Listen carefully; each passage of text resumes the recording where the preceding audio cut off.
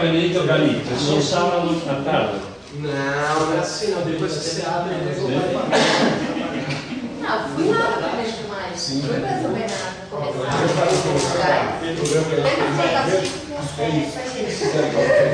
Já está gravando agora, já pode conversar. Imagina. Você quer casa? Fazer uma ilha, Pode ser?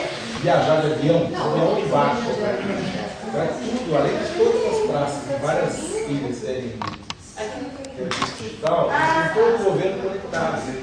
Todo o governo todas as informações. Bom, a gente está fazendo um debate aqui sobre a democratização das comunicações. E aqui está o João Brant, que é integrante do Intervoz, do Fórum Nacional de Democratização das Comunicações. A Conceição Oliveira, que é do blog da Maria Pro e ativista pela democratização das comunicações. O Luiz Azeia, que é jornalista e é do blog Viu Mundo. O Sérgio Amadeu, que é cientista, político, sociólogo e ativista pela liberdade na mídia. Eu tinha pensado uns 15 minutos, se vocês quiserem ser uma coisa mais dinâmica para a gente fazer um bate-papo. Eu conseguia sugerir isso, que a gente sempre fala e as pessoas ouvem. Seria interessante, assim, a gente se apresentar brevemente o que a gente Eu queria um balanço do João sobre o projeto. E a gente ouvir vocês também, né? Legal. Bom, João, então, pode começar? Posso? Então, eu acho que um pouco no espírito do que a gente está conversando, eu tinha também feito um roteirinho de fala aqui, mas que leva para 20 minutos, acho que eu vou fazer uma fala de uns 5 minutos, só tentando apanhar um pouco, principalmente nesse momento, em relação ao projeto de lei de iniciativa popular, e aí a gente vai dando sequência, conversa a partir das questões que também forem mais importantes para vocês, né? Vamos nessa, pode ser? Então, só para contextualizar um pouco, quer dizer, essa luta pela democratização da comunicação, ela se dá de uma maneira organizada já desde o processo constituinte. Eu diria, antes disso já tinha tido algumas iniciativas importantes, desde o final da década de 70 até no diálogo com a Unesco, mas o processo constituinte é a primeira vez que isso se dá de uma maneira mais organizada e a Constituição sai com 5 artigos sobre comunicação social, artigos que naquele momento foram considerados quase que uma derrota do movimento, porque havia uma expectativa de fazer uma agenda muito mais avançada, mas que hoje, se você for ler, são pontos que, se implementados, garantiriam avanços bastante importantes nessa área. Né? Então, só para dar alguns exemplos. A proibição a monopólios e oligopólios está presente diretos e indiretos, né? Está ali no artigo 220. Também o artigo 220 fala de mecanismos para a população se defender de programação que viole os princípios constitucionais. O artigo 221 determina alguns princípios e fala sobre a regionalização da produção e garantia de espaço para a produção independente. O 223 fala da complementariedade dos sistemas público, privado e estatal. Portanto, há coisas que naquele momento foram consideradas pouco, mas que hoje a gente, 25 anos depois, a gente fala, bom, se tivesse isso implementado seria um enorme avanço. Nesse cenário, tem havido já uma luta há algum tempo, enfim, depois que o movimento retomou com mais força e gerou, por exemplo, a Conferência Nacional de Comunicação em 2009, vários aqui participaram diretamente, foram 20 mil pessoas envolvidas diretamente nas etapas estaduais e na nacional, na TV 1.600, e saiu com um conjunto grande de propostas. Qual foi o problema? O governo não fez nada com essas propostas, na verdade, corrijo. O Franklin Martins, como ministro da Comunicação Social ainda do governo Lula, fez um GT, construiu um projeto de lei, um anteprojeto, que colocava em prática algumas daquelas resoluções daquela conferência. Só que ele entregou o projeto não vazou, ninguém conhece o texto propriamente, ele entregou esse projeto para o Paulo Bernardo, em janeiro de 2011, e havia um certo acerto político de que o Ministério das Comunicações, a partir daí, tomaria conta do processo. Só que desde então, nós estamos falando de 2 anos e meio já de governo Dilma, nada foi feito na prática. Não só nada foi feito, como houve recuos. Quer dizer, o Paulo Bernardo, que dizia que ia botar aquele projeto em consulta pública em 2011, não botou. Depois eles recuaram, falaram que iam botar em consulta um conjunto de questões sobre comunicação para saber a posição dos diferentes atores. Nos parece um retrocesso, mas se é isso, vamos começar, porque o primeiro passo precisa ser dado. Né? E eles não desistiram na prática de fazer isso. A gente sabe que isso essa desistência não foi só do Ministério das Comunicações, na verdade foi uma orientação da Presidência da República. Portanto, há uma ausência de compromisso completa do governo federal como um todo em relação a essa pauta. A partir da conclusão que não haveria espaço para a iniciativa que partisse do governo, o Fórum Nacional pela Democratização da Comunicação, que reúne CUT, reúne Abraço, reúne federações de jornalistas e radialistas, reúne a Associação de Rádios Públicas, reúne um conjunto de atores, junto com outros atores que não fazem parte do fórum, mas são interessados na pauta, os blogueiros progressistas, que têm, na verdade, estão à frente e têm vocalizado essa luta mais do que a maior parte do movimento. Mas eu digo assim, as entidades ali, o Barão de Tararéu, Intervozes, né, acabei não citando os que são de casa, Ciranda, uma série de entidades se reuniram e falaram assim, escuta, vamos tocar um negócio para frente. E formaram uma bandeira, um guarda-chuva ali, que era a campanha para expressar a liberdade, com essa perspectiva de fazer avançar essa discussão de uma nova lei geral de comunicação que desse conta de regulamentar a Constituição e de botar em prática alguns princípios gerais de democracia na comunicação que a gente estava vendo, portanto, de ampliar a liberdade de expressão. Com essa constatação de que o governo não faria nada, nós resolvemos fazer então um projeto de lei de iniciativa popular. E aí essa decisão foi tomada em dezembro, e em fevereiro o governo anunciou que realmente não ia fazer nada, em teoria não havia tempo hábil para essa discussão neste mandato, o que soa meio patético, dado que eles que demoraram e atrasaram 2 anos e pouco para botar esse projeto em discussão. E a gente conseguiu rapidamente produzir um projeto que no dia 1º de maio foi lançado, que em suma ele tenta dialogar com essas, vamos dizer assim, espólio da não regulamentação da Constituição, mas também olhando para o futuro.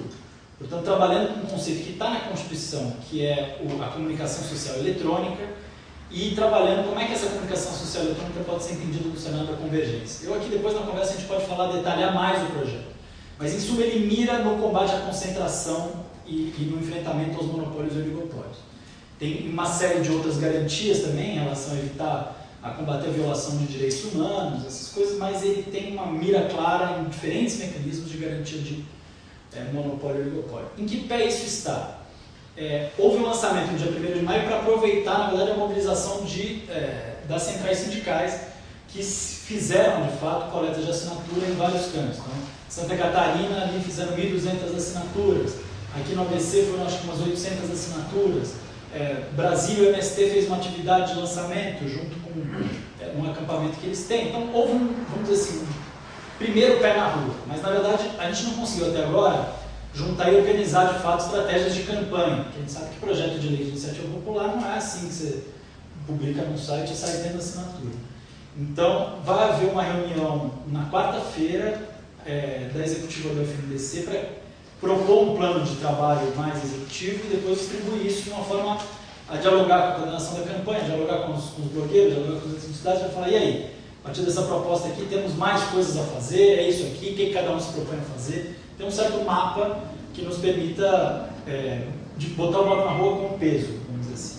Expectativa, com isso eu termino, é a gente poder recolher 1.380.000 assinaturas, que é o que é necessário para apresentar o projeto no Congresso. Tem vários detalhes, depois as pessoas podem, assim, o Congresso não tem nem estrutura para contar assinatura, mesmo a lei da ficha limpa, por exemplo, não entrou com essa 1.300.000. E vários deputados, inclusive, se propuseram a adotar o projeto e já apresentar. A gente falou, não, nós queremos fazer um debate no espaço da sociedade, acho que não adianta apresentar esse projeto no Congresso sem ter respaldo, sem ter espaço de discussão real. Então, nós temos, eu acho que a partir do final do mês, a gente vai conseguir de fato botar o bloco na rua de uma forma organizada, e aí o projeto já está disponível, tem uma folha de rosto que resume o projeto, tem as folhas de assinatura padrão, tudo está disponível. Mas a gente sabe que é preciso uma série de estratégias de campanha, como simplificar a mensagem, a linguagem, como dialogar esse tema todo com a população em geral e com grupos não necessariamente organizados para fazer a coisa avançar. Acho que a boa notícia é que a gente tem sentido muito respaldo de movimentos sociais. Por exemplo, o MST está empolgado, vai fazer coleta organizada de assinaturas. A ONU se comprometeu a coletar 200.000 assinaturas.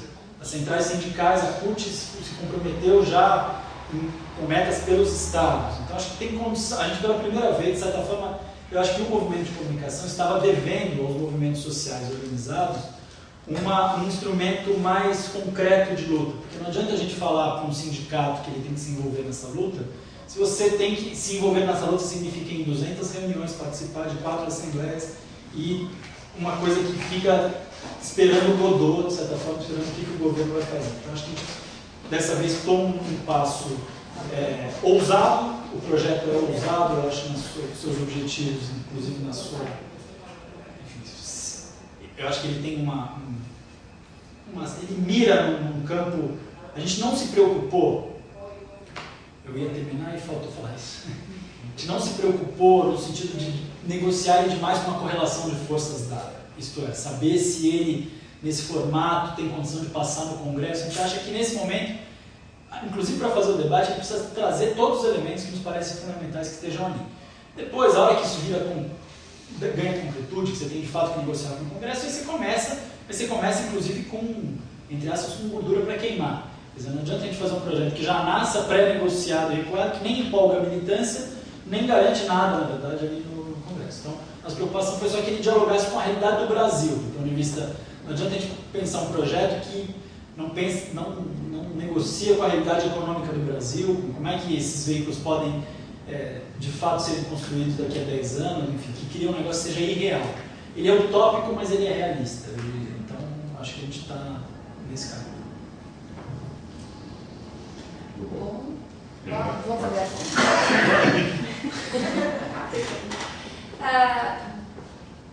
Salvador vai falar de marco civil, neutralidade na rede, com uma enorme competência, que geralmente eu bisbilhoto quando eu estou nas falas. A Vinha pode mostrar um pouco como é que a gente está sendo calado pela judicialização. Meu ex-aluno de História fez uma brilhante explanação sobre o projeto de iniciativa popular, e eu vou pegar só um ganchinho dele e eu realmente quero dialogar com vocês, porque eu estou um pouco cansada da falação, assim, a gente vem numa toada de falar e, enfim, quero abrir um pouco a escuta, mas mais que isso, acho que a gente precisa agora fazer. O projeto está aí, eu acho ele interessante, eu participei de várias plenárias do Fórum Nacional de Democratização da Comunicação. Dentro da blogosaria das redes sociais, a gente vem empenhando em difundir e estimular as pessoas a baixar o kit, a ler o projeto, a ir para suas bases e discutir, fazer isso na escola, fazer isso na fábrica, enfim. Eu acho que é a nossa grande esperança de criar mesmo uma mobilização legítima, sem a coisa reacionária que foi o projeto Ficha Limpa, né? Que eu não, assim, ultimamente é o único que chegou lá no Congresso, mas chegou de que maneira? Com as vassouras do Demóstenes, né? Todos, o primeiro, o amigo do Cachoeira e tal. Então, a minha esperança, e assim, eu concordo plenamente com o João, e essa é uma coisa que se discutiu muito, a gente não quer que nenhum deputado pegue isso. Eu não acho que tem que criar nenhum, especialmente do PT.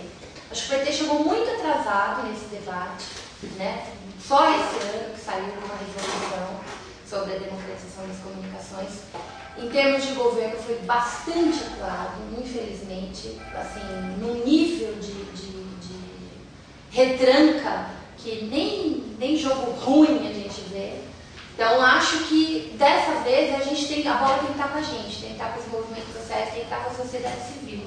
Porque se isso não acontecer, nenhum daquele congresso vai aprovar esse projeto. Se a gente não conseguir, porque assim, por conseguir 1.500.000 assinaturas é uma etapa, não é fácil. A Nina está aí tentando as assinaturas para a rede dela, com todo o bafafá que ela tem do Itaú, da Natura, da puta que pariu, ela tem 300 mil assinaturas. E olha que ela tem por trás dela gente graúda, né? Ela foi agora para Recife, lá, universidade, imprensa, um monte de coisa. A gente não tem nada disso. Então essa, para mim, é a nossa grande chance da gente voltar a politizar essa discussão de verdade, que foi morta durante o governo do PT. Morta, completamente morta. Hoje a gente vê, assim, nós somos tratados aqui, o Lazinho sabe disso tanto quanto eu, como chapa branca, né? A gente bota a cabeça lá na frente e os caras ceifando, né? Porque a gente já tem um projeto político de esquerda, obviamente. E aí a gente tem um governo que é neoliberal atrás de medidas neoliberais, atrás de medidas neoliberais. E que diz claramente que, para ele, democratização da comunicação é controle remoto. Como se a gente tivesse chance, tivesse oportunidade de escolher entre 7 monopólios. Né? Então, assim, qual é a minha perspectiva? A minha perspectiva é que a gente amplie essa sala em milhares, para que o debate se estabeleça, para que as pessoas entendam que democratizar a comunicação não é tirar a Globo, fechar a Globo, essas bobagens que, né, a mídia vende como se ela fosse dona da liberdade de expressão, não como se nós fôssemos, como fosse um direito nosso, humano, né? Então confunde liberdade de imprensa com liberdade de expressão, uma maneira capciosa e desonesta de tratar essa questão e de deslegitimar a nossa luta. Então as pessoas precisam compreender porque é tão importante a gente ter, por exemplo, o direito de resposta. Porque a gente vê um monte de reputação jogada na lama e as pessoas não têm o que fazer, porque não existe direito de resposta regulamentado. Você imagina, um país tão conservador como a Inglaterra acaba de aprovar direito de resposta em moldes impressionantes, com multa gigante para quem manchar a honra das pessoas, para quem fazer o que a nossa mídia faz constantemente. Com um homem comum, com grupos sociais, com movimentos sociais. Então, assim, a gente precisa entender que uma mídia monopolizada ela é ruim como um todo para a democracia. Não existe Estado democrático de direito com a mídia tão monopolizada. É só a gente ver como esse governo é recente. Seu primeiro ano de governo foram 7 ministros. E qualquer medida, qualquer ação política que vá avançar um pouquinho, milímetro, a gente vê a reação conservadora de uma maneira estrondosa. E os caras são tão poderosos que, assim, eles levam pautas absurdas, pautas inconstitucionais. Exemplo, diminuição da maioridade penal. É cláusula pétrea. Não vai mudar. Aí tem um imbecil jogando isso como pauta e você tem uma mídia que reverbera e pronto. Você está numa sociedade conservadora que não tem direito, que não tem segurança pública e lida com a insegurança que ela vive, com o estado de violência que ela vive, como jogar o problema e pôr a algema no feto. Né? Então, a gente precisa ser capaz, né? A Blogosfera pode ajudar nisso, mas acho que a sociedade civil como um todo precisa encantar. Porque se a gente não tiver isso, se a gente não tiver meios para... E assim, não existe democratização da comunicação sem democratização de verbas. Não existe. As pessoas não podem viver a vida inteira militantes, as rádios comunitárias precisam sobreviver, as TVs comunitárias, educativas e assim por diante. Não há como as pessoas trabalharem, irem atrás, montarem uma pauta, fazer um jornalismo cidadão, tirando dinheiro da mão. Então, assim, a gente tem monopólio de mídia, mas a gente também tem monopólio de publicidade. O governo federal, em 13 anos, pagou só para a Rede Globo 6 bilhões. Imagina o que são 6 bilhões divididos para diferentes meios de comunicação, o que a gente não poderia fazer com eles. Então, a minha esperança e a minha luta hoje se resume a isso. A gente tem que parar, assim, a falação, ela tem, por exemplo, a gente está aqui na falação e está rolando a respeito do projeto das assinaturas. Onde a gente for, a gente tem que carregar os papelzinhos e pedir para assinar, conversar com as pessoas. Agora, não. Convencê-los, é uma disputa política. A gente agora está na disputa política, entendeu? A gente tem que convencer as pessoas o quanto isso é importante. Então é isso, eu ando sintetizando assim, a minha vida ao máximo. A gente precisa urgentemente parar. Todas as vezes que eu ia para a fala, né, tentava, um pouco como o João, historicizar o negócio e explicar. Não, chega, agora a gente vai na disputa mesmo. Assim. Por que é importante fazer disso, olha, porque quando for a sua vez, quando você for foco disso, você vai ver que desgraceira que é. Porque a gente, acho que eu tenho um exemplo que não me sai da memória, morreu agora uma das pessoas envolvidas, da escola base. Né? A escola base é um negócio assim que a gente para pensar e fala, gente, imagina o que a vida das pessoas são destruídas. Sua vida profissional, financeira, pessoal, destruída, quase foram linchados. Para depois descobrir que não era verdade. Então passou-se, foi 92, 94, não é isso? Não, Collor ainda. Não, ainda não foram indenizados, né? Ainda não foram indenizados. E uma das pessoas já morreu.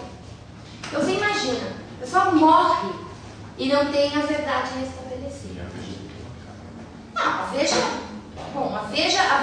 é o símbolo, né, dessa coisa que é nosso governo. E todos esses deputados ilhados, assim, os caras brigam para estar na página amarela da Veja.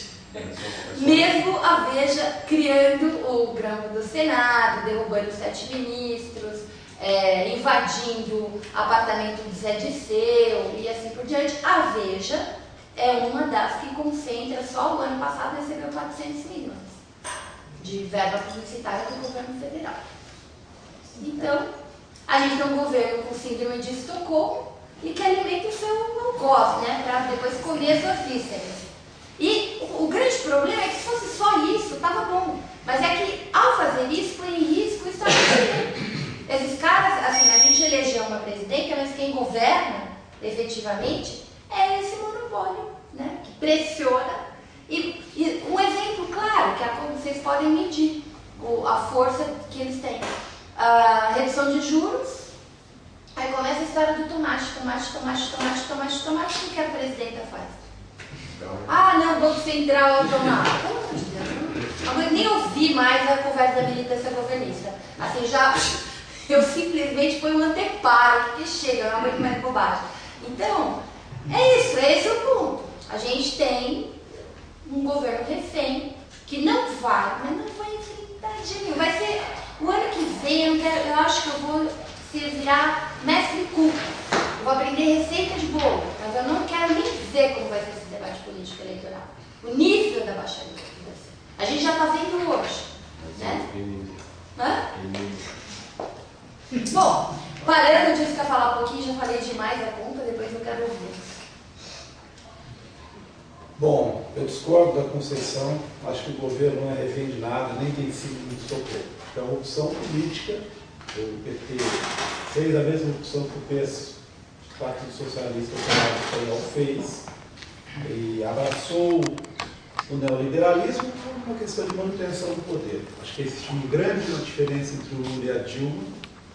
Acho que vai haver uma separação muito grande entre o PT e os governos do PT e os movimentos sociais. Essa separação, ela tem relação, seria muito longo eu explicar o que eu penso toda a conjuntura política. Mas eu acho que o governo precisa tomar medidas, quer dizer, nós temos, o governo Dilma é um governo neodesenvolvimentista, vamos dizer assim. Ele trabalha para a ocupação de espaços geográficos do Brasil, será feita, especialmente pelo agronegócio do Nordeste, que está em andamento. Quer dizer, quando você olha assim, dando um exemplo apenas, a transposição do São Francisco, se fala, puxa vida, que bom, é água para 12 milhões de nordestinos, mas não é. É um projeto para agronegócio, para incorporar essas terras do agronegócio. Da mesma forma que o projeto para a Amazônia é um projeto, primeiro, para toda a franja do sul da Amazônia, com agricultura, como acontece no Pará, em áreas que antes deveriam ter sido usadas para ser um buffer zone, uma zona de proteção ambiental da Amazônia. E a ocupação da Amazônia em si é a mesma da ditadura militar. Exploração, colonização interna, tirar de lá a energia elétrica, os minérios, tudo isso dentro de uma pauta neoliberal. Eu acho que esse avanço, o caminho adiante do governo Dilma, é por isso que o IBAMA foi destruído, por isso que a FUNAI está indo pelo mesmo caminho. Você precisa abrir o espaço, e isso está incorporado numa conjuntura internacional. Isso não é um fenômeno brasileiro. Nosso papel na divisão internacional do trabalho hoje porque o capital financeiro internacional ele está ganhando dinheiro aonde? Com a especulação em cima das commodities. O nosso papel dentro do capitalismo mudou, o nosso papel é o fornecedor de commodities.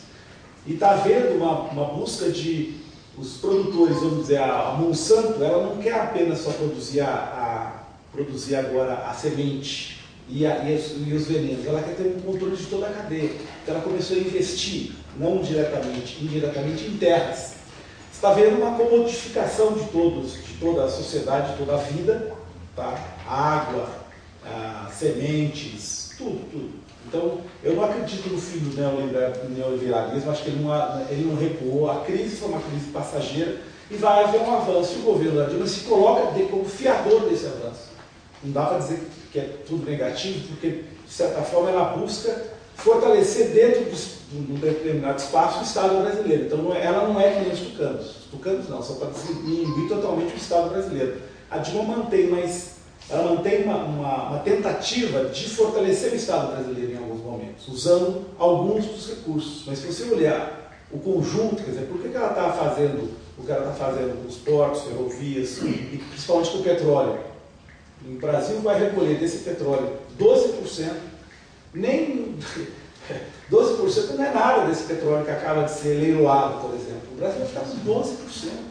E as empresas vão ficar com 82% da renda desse petróleo que vai circular na Bolsa Brasileira. Mas por quê? Porque a Dilma se encaixa nesse projeto, que é um projeto internacional, neoliberal, e vai se afastar, porque os movimentos sociais, obviamente, não vão concordar com isso. Com a diminuição, com a terceirização, com a redução das garantias sociais, com um projeto que é inclusive bancado por um dos sindicatos aqui, que é enfraquecer a CLT.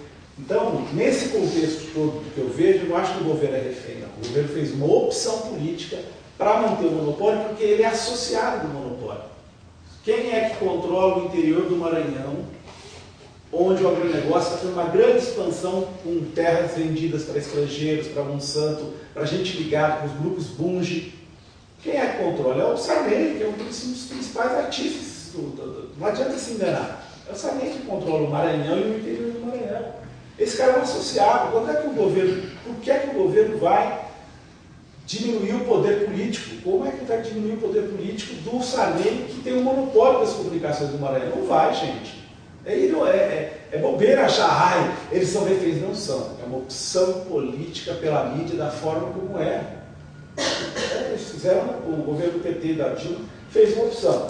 Nesse quadro, então, eu acho o seguinte, concordo com os dois. Nós temos que fazer essa disputa com vocês. Não somos mais nós. Agora é uma coisa que a gente tem que entregar para as pessoas. Quer dizer, a gente pode atuar no sentido de mostrar que a luta é importante, por que ela é importante, né? Por que eu estava olhando agora recentemente o Ofcom, que é o Office de Comunicações lá do Reino Unido, que tem uns 10 anos de idade, e vendo lá a reclamação do público, que lá no Reino Unido, né, aquela ditadura, o cara vai lá, reclama de um programa, ditadura chavista, reclama do programa, eles estavam vendo uns processos. O cara fez uma reclamação do programa dizendo o seguinte: esse programa da BBC ele foi biased, ele foi tendencioso. Aí o Ofcom analisou o programa e concordou com o telespectador que reclamou e fez a BBC publicar, botar no ar uma retificação em relação ao programa que tinha feito.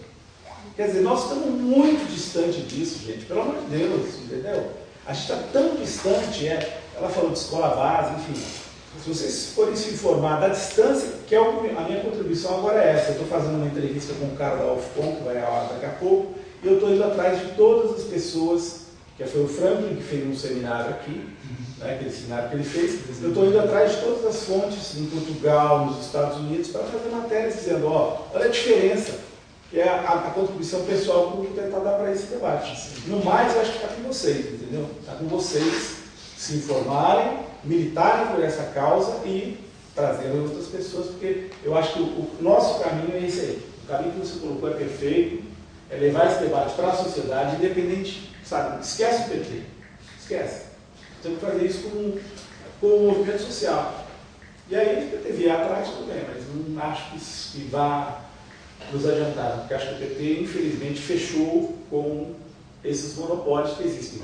Se acomodou, quer aparecer nesses monopólios e tem interesses políticos comuns e econômicos.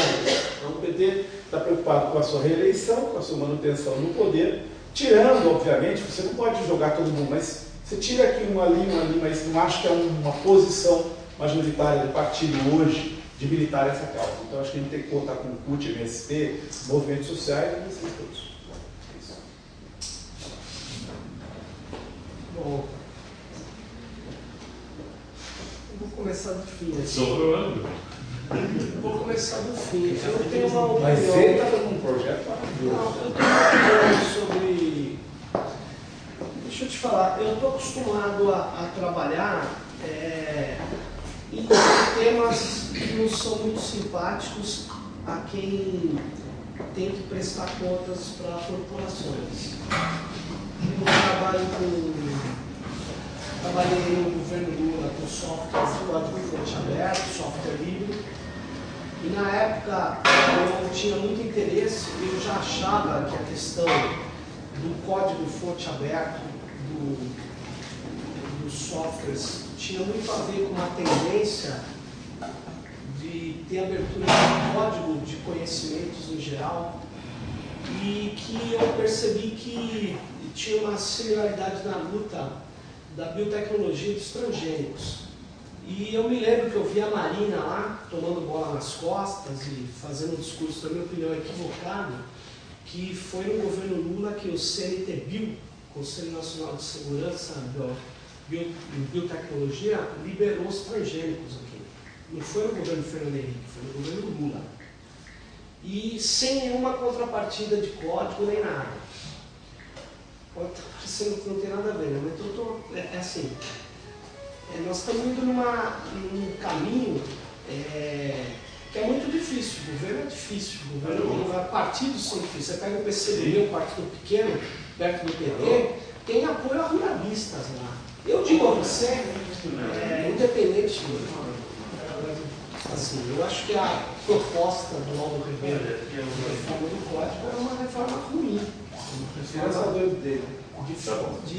E no PT você tem isso. Agora,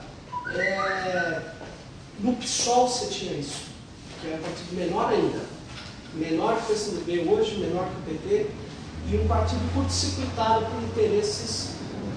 Pode dar nome, porque fica parecendo que o principal lobista da Microsoft era ligado ao PSOL em Brasília, só para você ter uma ideia.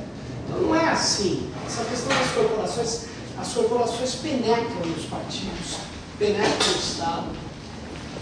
O problema é quando o partido perde, na minha opinião, o foco principal da política e passa a ter o foco da máquina eleitoral. Porque aí é onde a corporação cresce e neutraliza a política. Que vai ter sempre a franja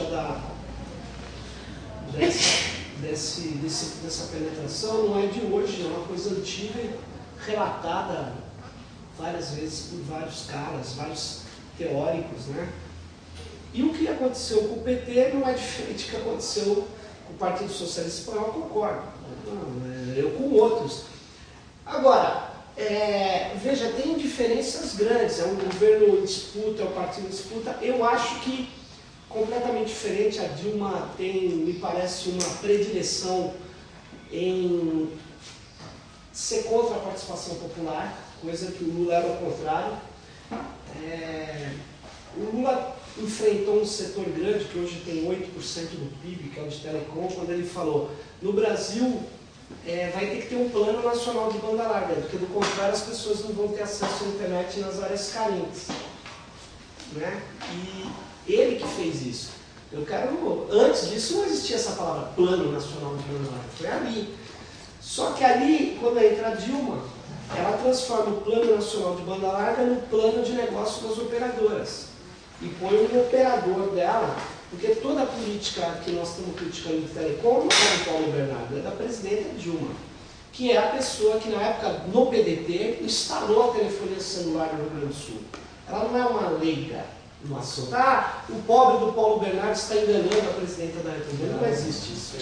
É um setor muito grande, ninguém está fazendo aí Quando se diz que nós não vamos ter regime público, estava dando uma entrevista no Estadão ontem, por que não funciona no Brasil a questão da banda larga? Eu falei, porque não tem controle público.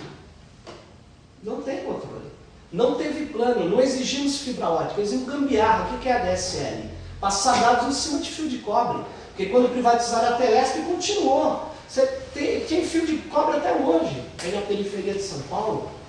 E aí você diz assim para mim, eu vou desonerar você para investir, porque você é siderurgia, investir é um puta custo, né? É caro, é eventual. Não, investir na área de telecom é todo ano. É a natureza. Aí as telecoms que jogam um argumento assim, não, os usuários estão usando muito, está dobrando muitos dados. Ô, usuários, o que vocês estão pensando da vida? Vocês agora vocês estão usando muito? Vocês estão continuando a usar? Parem de usar bits. Que isso? Não é só no Brasil, tá? Aí aparece aquele engraçadinho, presidente da União Internacional de Telecomunicação, e ele diz, há uma escassez, parem de usar, parem de se comunicar, parem de fazer produtos culturais, vídeos cada vez mais pesados. Que absurdo! Nós precisamos controlar vocês. Quer dizer, eu dou a minha grana para ele, para ter a minha comunicação, e ele diz o jeito que eu vou usar. E ninguém fala nada. As autoridades, nossa, que palestra muito densa, né? A escassez. Que escassez? Pares de fibra ótica, puxa fibra ótica que não tem, que muda os equipamentos. Então, quando você vai dimensionar o teu negócio, você sabe que é uma tendência da internet, é o uso, assim como era do microprocessador, reduzir o tamanho, dobrar o processamento e cair o preço, a lei de Moore, virou até a lei de Moore. Na internet não, você cada vez usa mais banda, mas não, eles querem, eu tenho, olha, há 3 anos atrás, o presidente da Oi deu uma entrevista de folha inteira na Folha de São Paulo, ele dizia, é que nem, você não pode querer usar a internet no horário de pico, é que nem descer em carnaval, você vai descer no horário de pico, a serra, você tem que esperar tomar banho. E aí o pessoal, nossa, que intervenção positiva, que sujeito razoável. Veja, que loucura. E nós estamos falando de onde caminha a comunicação. A comunicação caminha para redes digitais, caminha para uma concentração em grandes grupos, caminha para a Rede Globo ser comprada por uma telecom, caminha para o controle cada vez maior dessa nossa comunicação, controle tecnológico, e caminha para que a sociedade tenha cada vez mais capacidade de controlar os controladores, portanto você tem que ter uma série de decodificação do que são essas coisas que estão acontecendo. Nós estamos numa fronteira perigosa de por exemplo, não perceber que nós não podemos permitir que operadoras de telecom controlem o fluxo da informação, quebrando a neutralidade. Nós, o João Brandt falava assim para mim, nós não vamos perder esses argumentos, essa briga. Eles contrataram empresas de publicidade e pagam esses carinhas. Eu já dei aula para vários ali que inverte o teu argumento. Então, quando a gente fala, se o dono do carro puder controlar o que passa nele e passar um pacote de dados que ele não conhece, ele mata o pacote de dados. Então, eu não teria redes peer-to-peer, eu não teria microblogs, eu não teria protocolos de voz sobre IP, porque ele quebraria. Ele fala, o que é isso que está passando na minha rede? Na hora que o bit vai virar sinal de luz para ir para a rede de fibra ótica, ele controla, ele quebra. Então, ele controla a criatividade. Não é força de expressão, não. Ele controla a criatividade. Aí o que eles fizeram? Não, vocês querem controlar a criatividade dos modelos de negócio. Como? Nós queremos criar novos modelos de negócio para vender a você, cidadão. E vocês não querem deixar que eu filtre o tráfego para criar criar esses novos modelos de negócio. É um eufemismo. Ele quer filtrar o tráfego, bloquear para poder fazer coisas que nós não podemos aceitar. E nós estamos enfrentando agora agências de publicidade, e agora o jogo é pesado. E o que o nosso movimento se mostra? Se mostra muito vacilante em pegar essa pauta aparentemente difícil e tal, e colocar como uma questão importante. Você imagina se esses caras, são 8 empresas no mundo, cada uma engolindo a outra. Eles vão, nunca, como disse o Lula antes na história desse mundo, você teve tanto planeta desse planeta, você teve um ponto de concentração na comunicação, não há similar. Não há similar, porque é concentrado. Por que eu falo que não é similar? Porque a comunicação é digital. Você daqui tudo chora. Não chora. Eu choro no 38 e pá! Não, Deixa eu mudar o meu tom, porque eu tenho que falar isso, porque é o que está acontecendo. E o que está acontecendo é uma disputa sociotécnica. Eu sei que aí vem o cara, não, mas a rede é uma rede de humanas. Não é só de humanos, é uma rede de capital, é uma rede de equipamentos. Olha aí, ó. Tá vendo? Falei para não ouvir o cara? Não é isso. É uma rede de arquitantes, não é só de atores. Em que sentido eu estou dizendo? Se o cara, o Google está lançando, que também é um grande, ora era aliado, mas ele é uma grande corporação, não é mais os menininhos que montaram há 10 anos atrás, não tem nada a ver. Agora, o cara que dirigia a empresa de fertilizantes nos Estados Unidos é o CEO do Google, é um headhunter que pegou, e agora ele vai ganhar grana, eles já vão, não tem mais nada a ver, agora é corporação. E a corporação que se liga à corporação de códigos, que se liga a controles, a comunicação é vital e a comunicação é feita em códigos digitais. Essas lutas se combinam com lutas em defesa de uma sociedade não totalizante, porque nós estamos caminhando para isso, uma sociedade de corporações que controlam basicamente coisas absurdas, como por exemplo, e que fazem a cabeça das pessoas com codificação basicamente digitalizada na base do código de software, do código genético. Aí você fala, puta, o cara delirou. Não, pegue essa atriz americana, o absurdo estatístico que ela cometeu tirando os seios dela. É uma aberração. Quer dizer, e toda essa pressão de corporações que controlam o código genético, que controlam a pesquisa, controlam patentes, tudo isso está colocado no momento atual e é uma disputa. A comodificação, né? Que você chamou de comodificação. Eu chamo assim, é uma disputa onde as corporações fazem uma briga política que penetra muito grande. Como é a resistência? A resistência, eu acho que ela tem que ser feita em outros moldes. Eu acho que a gente tem sim que alertar os velhos movimentos sociais, o movimento sindical. Agora, os partidos são limitados nessa disputa, porque os partidos são financiados, curto-circuitados pelas corporações.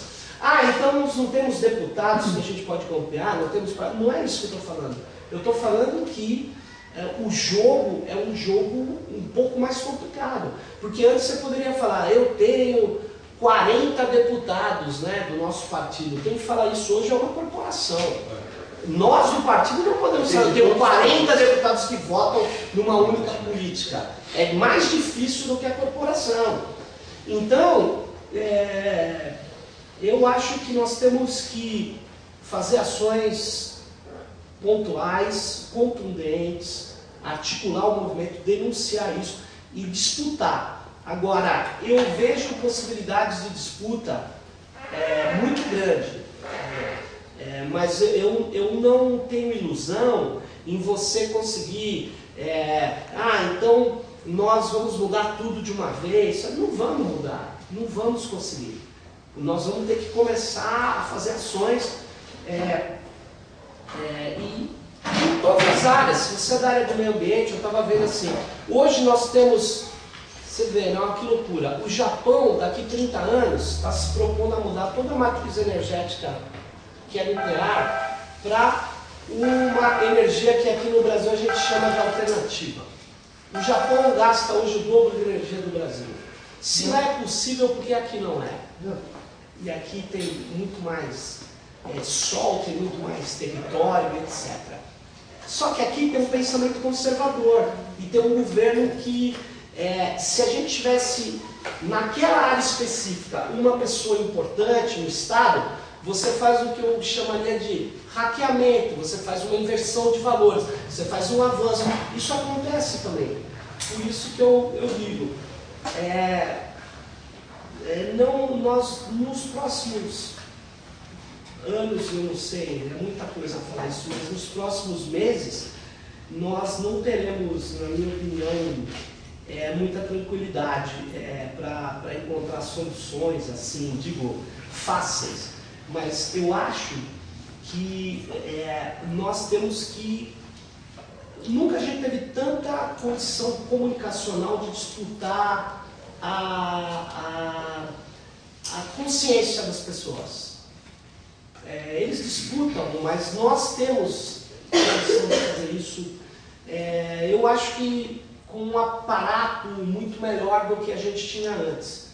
O problema é que a gente muitas vezes abre mão disso, né? Eu acho que abre mão disso por lealdades partidárias ou por qualquer coisa assim.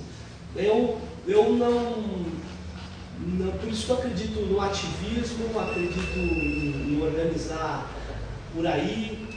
E, por exemplo, essa iniciativa, por exemplo, do abaixo-assinado é uma iniciativa contundente, positiva e insuficiente do ponto de vista da comunicação digital, mas é uma grande iniciativa que a gente tem que bombar e tal. Mas, assim, dá para, no meio dessa confusão, enquanto querem que a gente rasgue a nossa Constituição para ter uma Copa do Mundo, e a mesma prefeitura, a gente pode fazer outros projetos, a gente pode ampliar outras coisas. Eu acho que é uma disputa distribuída, disseminada e vai demorar, vai ter muita coisa pela frente. E nós podemos sim levar uma cotovelada boa e contundente.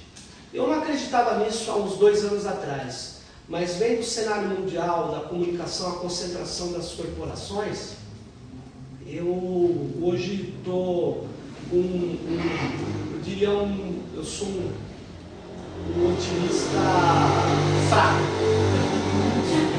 Eu era um otimista. Eu sou um otimista fraco. Olha a cara de Eu acho que você não, desculpa eu falar isso. Não, você tem que se levantar. Agora é a hora da rebelião civil, popular. Desculpa ter falado essas coisas, mas eles foram falar. Ela não é só aqui, não, a rebelião está se o Marco Civil. Então, o Marco Civil praticamente é assim. Ele está parado, né, assim, numa situação dramática, porque se ele andar, ele vai andar com coisas que serão ruins. Talvez ande com uma neutralidade também comprometida. Neutralidade da rede, vamos dizer assim, pra vocês entenderem, antes de surgir a internet, na rede de telefonia, a internet usa a rede de telefonia tradicional, básico. Na rede de telefonia, só passava voz. Então, o operador da rede, se interferisse na voz, é crime, a não ser com ordem judicial. Porque ele queria interferir para quê? Para ouvir, para... Não, só passava, né? Era até analógica, né?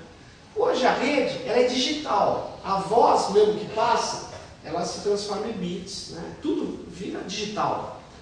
E ele, o operador, falou, puta, toda toda a comunicação simbólica da humanidade vai passar na minha rede. Eu tenho um poder econômico brutal. Então, eu preciso explorar esse poder. Então, assim, vídeo, você tem que pagar diferente. Voz, você tem que pagar diferente. Tem um videozinho na internet, muito bacana. Tem o quê? Tem um vídeo na internet que faz a campanha para falar o que é a neutralidade na rede. É bem sintético. O cara tá chegando de um retiro espiritual. Sabe como as pessoas entendem muito? 2013. Você vai Quando abrir ele o seu chega, tem e-mail. um monte de pacote. Ele vai contratar igual pacote de canal digital, de Ele vai canal. ganhar rede de canal. Você quer e-mail? Ah, tá legal, custa tanto. Você quer e-mail, Facebook e Twitter? Custa... Ah, você é blogueiro? Ah, então você tem que ter o Plotter, Mega Plus. Blog, para atualizar blog é outro blog. Então, assim, quando você para pensar tudo que a gente faz na internet, não vai mais depender só da conexão. Se você tem 10 mega, 20 ou 100 ou 1, vai depender do quanto você vai pagar, se acaba esse princípio, quanto você vai pagar para poder ter as possibilidades que a gente tem hoje na Mas rede. as pessoas entendem muito simplesmente assim. Imagine que o seu e-mail vai ter um delay. Você não vai abrir o e-mail que você mandou, vai demorar mais se você não pagar para o cara.